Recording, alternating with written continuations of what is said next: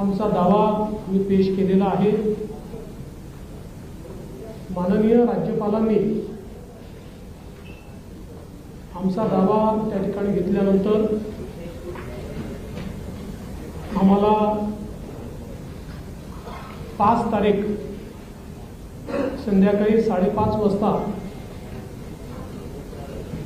शपथविधीची वेळ नेमून दिलेली आहे। आज भारतीय जनता पार्टी,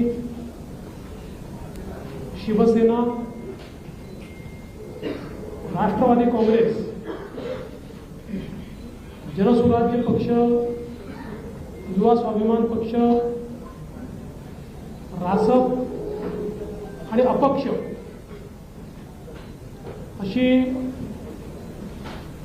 एक मोठी महायुती